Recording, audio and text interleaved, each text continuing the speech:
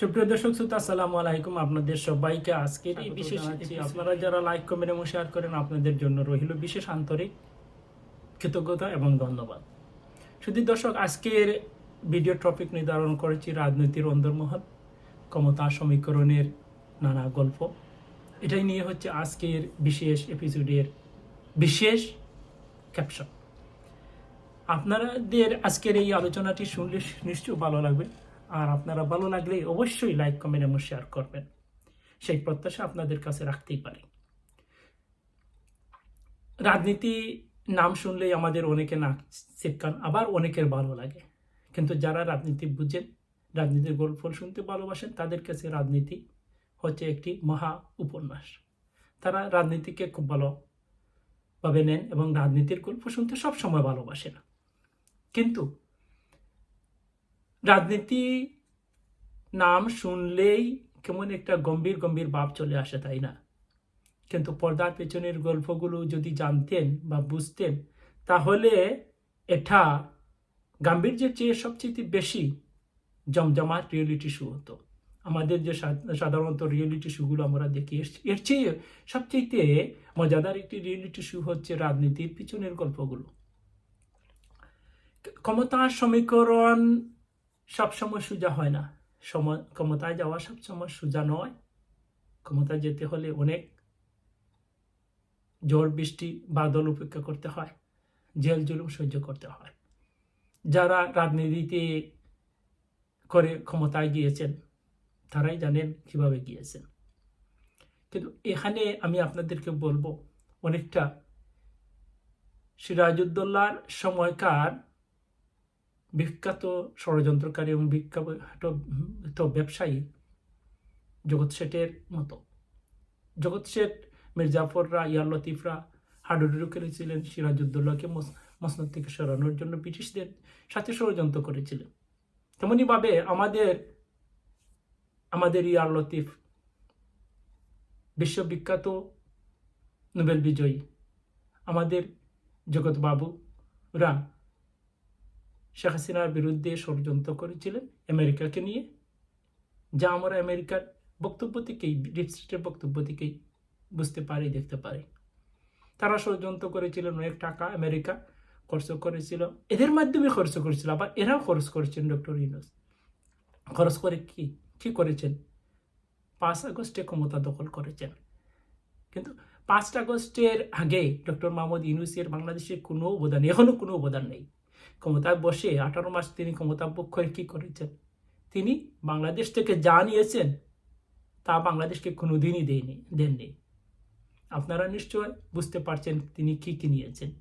গ্রামীণ বিশ্ববিদ্যালয় থেকে শুরু করে, নিজের ট্যাক্স মওকুফ করা থেকে শুরু করে অনেক কিছুই তিনি নিজের জন্য নিয়েছেন। শেষ পর্যন্ত তিনি কি করেছেন? তিনি তার নিজেকে ভিভিআইপি ঘোষণা করেছেন এবং 1 বছরের জন্য এসএসএফ নিয়েছিলেন। বর্তমান তারেক রহমানের সরকার সেটাকে কমিয়ে 6 মাস করেছে।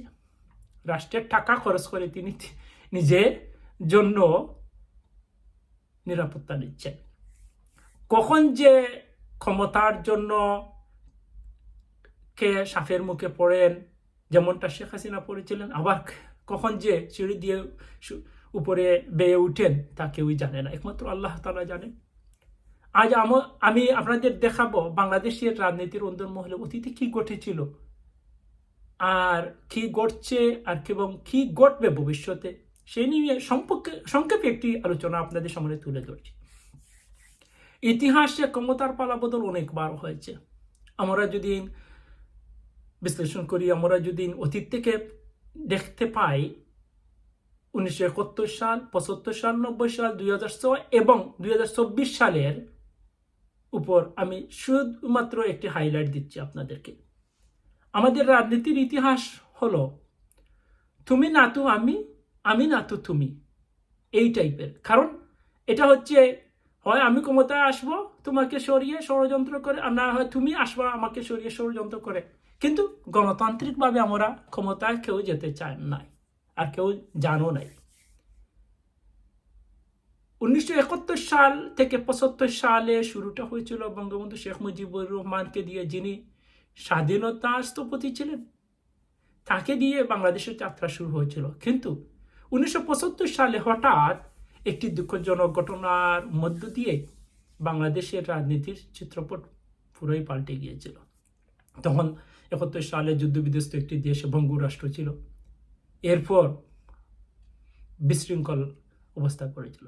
আজকে তখনকার সময় আওয়ামী লীগ যে ক্ষতির মুখে পড়েছিল, আওয়ামী লীগ সেই ক্ষতি কাটিয়ে উঠতে 21 বছর সময় লেগেছিল। আবার আওয়ামী লীগ 24 সালে শেখ হাসিনার মাধ্যমে শাসনের অবসান ঘটিয়ে ষড়যন্ত্রের মাধ্যমে আওয়ামী লীগকে উৎখাত করে আবার সেই ক্ষতির মুখেই পরাজিত শক্তিরাই আওয়ামী লীগকে ফেলে দিল।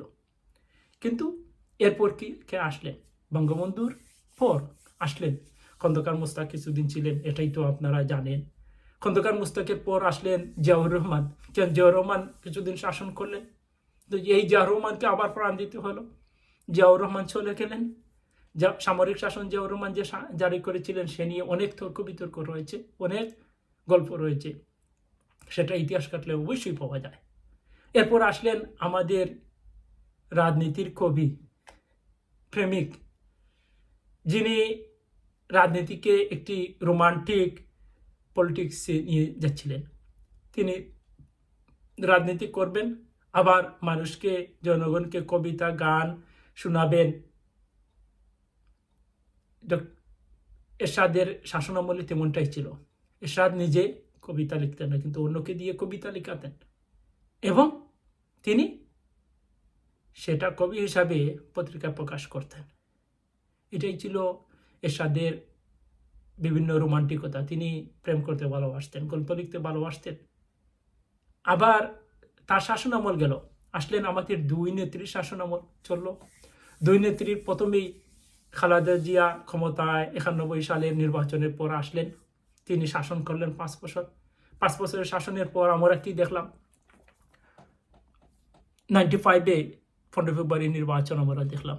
আবার বাংলাদেশ গণতন্ত্রের পথে না গিয়ে হুচুট খেতে লাগলো। আমাদের দেশের রাজনীতির আসল জাদুটা হলো, সরকার যে দলেরই হোক না কেন, তাদের একটাই কমন ডায়লগ, বিরোধী দল আমাদেরকে কিছুই করতে দিচ্ছে না, আন্তর্জাতিক ষড়যন্ত্রের শিকার। আর বিরোধী দল বলে সরকার, এই সরকারটা একটি অথর্ব সরকার, এই সরকারের কোনো যোগ্যতা নেই, এই প্রধানমন্ত্রীর কোনো যোগ্যতা নেই, মন্ত্রী মিনিস্টাররা যাচ্ছা তাই স্বরতান্ত্রিক ব্যবহার করে, তারা ডিক্টেটর হতে চায়, ফাঁসিবাদ হতে চায়। যেমনটা আমরা এখন দেখছি বিরোধী দলগুলো বলছে কি, বিরোধী দল বলছে বিএনপি সরকার ফাঁসিবাদের দিকে এগিয়ে যাচ্ছে, আওয়ামী লীগের শাসনকে আবার নিয়ে আসছে। কিন্তু আসলে সোনার বাংলাটা যারা ক্ষমতা যান তাদের কাছে নয়, জনগণ যারা আমরা আছি তাদের কাছেই হচ্ছে এই বাংলাটা সোনার বাংলা। আমরা জনগণ চাই এই বাংলাটাকে সোনার বাংলা হোক। তা বুঝার আগেই দেখি আমাদের রাজনৈতিক নেতারা কোটি কোটি টাকা পকেটে পড়েন, আর জনগণের পকেট সবসময় ফাঁকা থাকে। কিন্তু ক্ষমতা সমীকরণ পেছনের পর্দার গল্প যদি আপনারা শুনেন তাহলে কি বলবেন? ক্ষমতা কাউকে বন্ধু বানায়, আবার কাউকে কণ্ঠস্বর করে দেয়। আবার এই ক্ষমতাই অনেককে বিনা কারণে ফাঁসি দিয়ে দেয়। ক্ষমতা টিকে রাখতে গেলে অনেককে বিনা কারণে ফাঁসি দেওয়া হয়।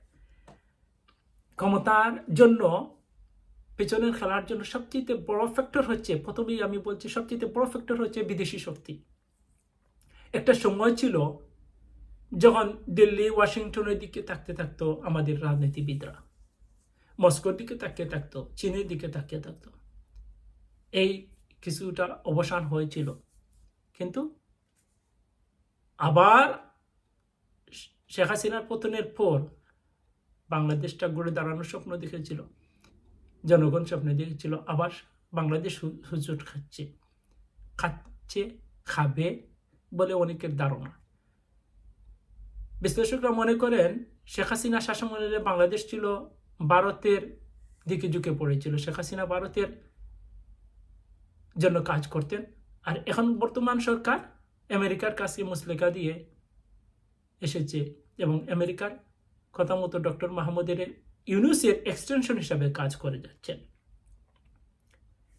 বিদেশি শক্তি যেমন ফ্যাক্টর, তেমনইভাবে ২৪ সালে আমরা কি দেখলাম? ২৪ সালে যেটা দেখা গেল তা কল্পনাতীত। কোটা সংস্কার আন্দোলন থেকে গণ অভ্যুত্থান এটা প্রমাণ করলো দেশের তরুণরা চাইলে খিবুট ফেলে রাজপথে নেমে সমীকরণ পাল্টে দিতে পারে। কিন্তু ৫ আগস্টের আগে বাংলাদেশি মানুষের ধারণা ছিল আমাদের তরুণরা ঘরে টিকটক নিয়ে বসে থাকে, কম্পিউটারে বসে থাকে, তারা বাংলাদেশকে নিয়ে চিন্তা করে না, দেশকে নিয়ে চিন্তা করে না। কিন্তু ৫ আগস্ট তারা ভুল প্রমাণ করলো সবাইকে। তারা রাজপথে নামিয়ে আসলো, কিবোর্ডগুলো সব কিছু বাষ্পবন্দি করে এবং ক্ষমতা থেকে সরকারকে উৎখাত করলো। তার পিছনে কি? এটি ষড়যন্ত্র ছিল।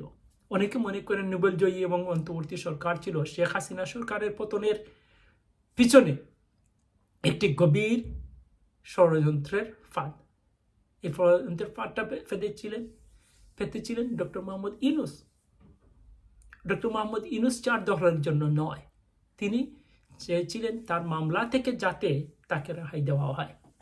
শেখ হাসিনা যদি তাকে মামলা থেকে রেহাই দিতেন তাহলে তিনি সেই পথে হাঁটতেন না। শেখ হাসিনা আপোষ করেননি বলেই তিনি শেখ হাসিনার বিরুদ্ধে ষড়যন্ত্র করেছেন।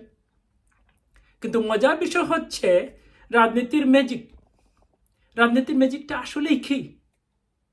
রাজনৈতিক দল, আমাদের দেশে রাজনৈতিক দল অফিসগুলো অনেকটা ক্লাবের মতো।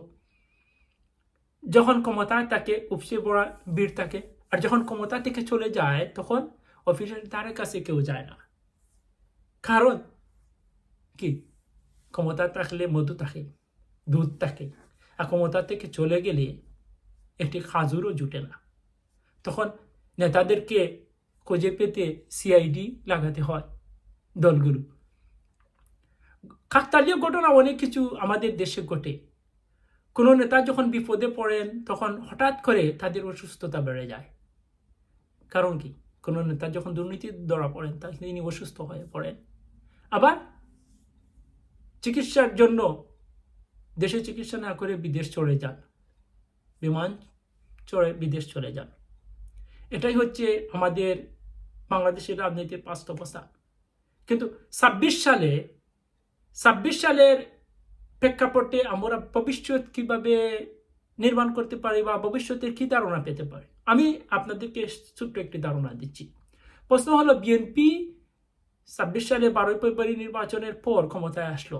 বিএনপি কি কেমন করবে দেশটাকে নিয়ে? এবং নতুন দলগুলো, বিরোধী দল সহ নতুন দলগুলো কি চাচ্ছে? বিএনপি চাচ্ছে সে একটি রাজতন্ত্রের বাংলাদেশ গঠন করবে। দীর্ঘদিন বাংলাদেশের রাজনীতিতে তারাই টেকসই হয়ে থাকবে। তারা বিরোধী দল সহ এনসিপিকে পাত্তাই দিতে চাচ্ছে না। আর বিরোধী দল সহ এনসিপি কি চাচ্ছে? এনসিপি চাচ্ছে বাংলাদেশে একটি সংস্কার চাচ্ছে, আর পুরানো শাসনের অবসান চাচ্ছে। তারা গণতন্ত্রের পথে হাঁটতে চাচ্ছে। কিন্তু পর্দার পেছনের এই খেলায় আমাদের মনে রাখতে হবে, ক্ষমতা কারোর জন্য চিরস্থায়ী নয়।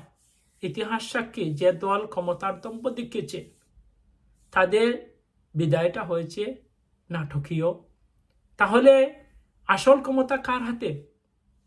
আসল ক্ষমতা তো ভাই মহান প্রভু আল্লাহ রাব্বুল আলামিনের হাতে। তিনি যাকে ইচ্ছা ক্ষমতায় বসাতে পারেন। তিনি তো পবিত্র কোরআনে বলেছেন, আমি যাকে ইচ্ছা ক্ষমতা দান করি, যাকে ইচ্ছা ক্ষমতা ছিনিয়ে নেই। তার জন্য বিএনপি আজকে যে ক্ষমতা বসেছে তার জন্য বিএনপিকে শুকরিয়া আদায় করা উচিত। মহান রব্বুল আলামিনের বেশি বেশি করে শুকরিয়া আদায় করা উচিত। পরিশেষে আমি আপনাদের এটাই বলবো,